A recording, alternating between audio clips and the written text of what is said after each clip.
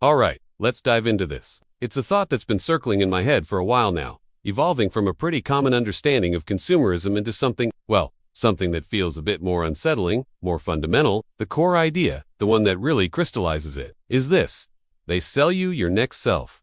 You know, we often talk about consumerism as this system that convinces you your value is tied to what you own, or the experiences you can buy. And that's true. It definitely does that. It sets you up for this constant feeling of not having enough, always chasing the next thing that's supposed to finally make you happy, or complete, or whatever ideal it's peddling. That savior purchase that's always just around the corner. This part isn't exactly a groundbreaking revelation for many.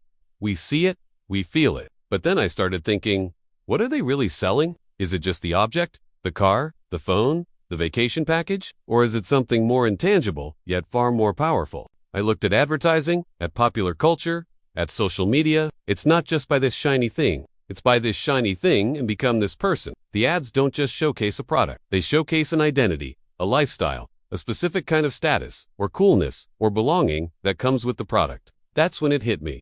They're not just filling a void they create. They're actively involved in designing the you who feels that void, and then selling you the patch, which is actually just a template for a slightly different, supposedly better, version of you. Your personality, in many ways, becomes their seasonal product line. Think about it. The rugged, adventurous, you need the 4x4 and the outdoor gear. The sophisticated, intellectual, you need certain books on the shelf. The artisanal coffee.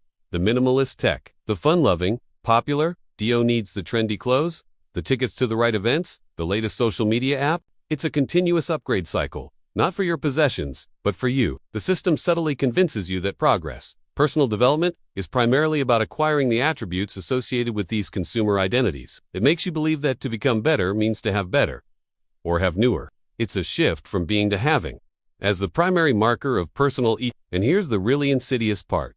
You often believe you're making a free choice. You think, I genuinely want that. That's me. But how much of that me has been meticulously crafted and presented to you as desirable? How much of your desire is an echo of a carefully constructed marketing campaign? It's like your desires are being designed in a lab and then and you pick one off the shelf, believing it was an organic, personal impulse. This is where the idea of they sell you your next self really takes hold. The savior acquisition isn't just about the material item. It's about the promise of embodying that new, improved identity that the item represents. For a fleeting moment, you are that person. You feel it, but it's temporary, because that identity is by its nature external and superficial. It can't truly integrate with your core self. And that's why the dissatisfaction is perpetual, because no purchased identity can ever truly fulfill the complex, evolving human being you are. There will always be a newer model of you on the horizon, a shinier version, a more updated persona being marketed. The system ensures you're always slightly out of sync with the ideal you, which,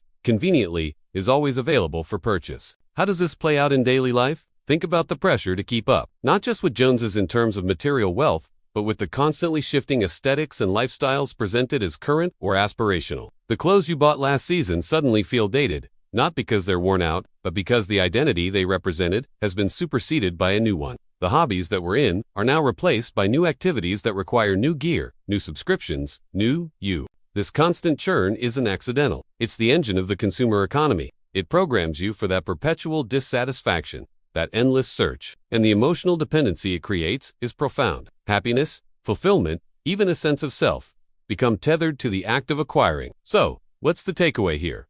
How can we apply this understanding? First, it's about becoming critically aware. When you feel that pull towards a new purchase, especially a significant one, ask yourself, what am I really buying here? Is it just the item, or am I buying into a prepackaged identity? Am I trying to purchase a feeling, a status, a version of myself that I've been told I should be? This doesn't mean you can never buy anything nice or enjoy material things. That's not the point. The point is to reclaim your agency in defining yourself, to separate your inherent worth and your authentic identity from the marketplace of purchasable personas. Second, it encourages a shift in focus towards intrinsic sources of value and identity. What if progress wasn't about what you acquire, but about who you become through your experiences, your learning, your relationships, your contributions? Things that can't be bought off a shelf. Cultivating skills, deepening connections, pursuing knowledge, engaging in creative acts, practicing compassion. These build an internal sense of self that is resilient to marketing campaigns. This is the being over. Think about the relief, the liberation that comes from understanding this. If your self isn't a product to be constantly upgraded through consumption, then you're free from that relentless pressure. You can choose to engage with the marketplace on your own terms, not as a puppet whose strings are pulled by the latest identity trend. This isn't about rejecting society or living like a hermit. It's about navigating it with open eyes. It's about understanding that when they show you an ad for a sleek new laptop, they're not just selling a computer. They're often selling you the creative professional you, the organized student you, or the cutting-edge tech enthusiast you. Recognize the persona. Then decide if the tool is genuinely useful for the you that you are consciously cultivating, not the you they want to sell you. The cycle of buying your next self ensures a constant flow of spending, often leading to debt, and it traps you in a loop where true contentment is always just one more purchase away. But it's a horizon that constantly recedes, because the you they sold you last month is already being primed for obsolescence by the you they're designing for next season. It's a powerful mechanism, subtle and pervasive, but once you see it, once you really grasp that the product being moved isn't just the stuff on the shelves, but the very idea of who you are and who you could be, it changes how you look at everything. It's a call to define yourself from the inside out, rather than letting the market dictate your next self should be your own creation, not their latest offering. So, how do we actually start living this way, breaking free from the next self cycle in our everyday lives? It's about small, conscious shifts, things that might seem minor but compound over time.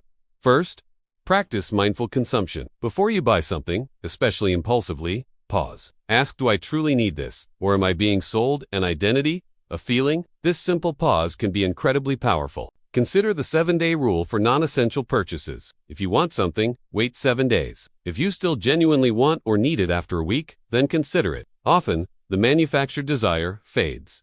Another practical step is to declutter regularly. Not just your physical space, but your digital life too. Unsubscribe from marketing emails that constantly tempt you with new selves to buy into. Focus on experiences over possessions. But be mindful here too. Seek experiences that genuinely enrich you, not just ones that look good on social media, which can be another form of identity consumerism. Cultivate hobbies that require skill and practice, not just purchasing power. Learning an instrument, gardening, writing, coding. These build competence and an internal sense of accomplishment, which is far more lasting than a new gadget. Connect with people authentically. Deep, meaningful relationships provide a sense of belonging and validation that no product can ever replicate. This combats the loneliness that consumerism often preys upon. Practice gratitude for what you already have. This simple act shifts your focus from lack to abundance, making you less susceptible to the idea that you need more to be complete or happy. Limit exposure to advertising and curated social media feeds where possible. The less you see of these manufactured ideals,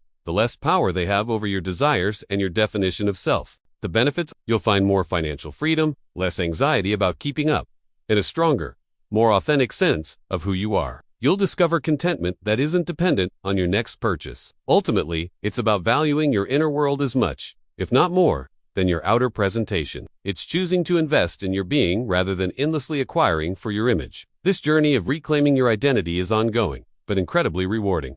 Thanks for tuning in. If you're curious to explore a bit more on this, I invite you to check out the description below.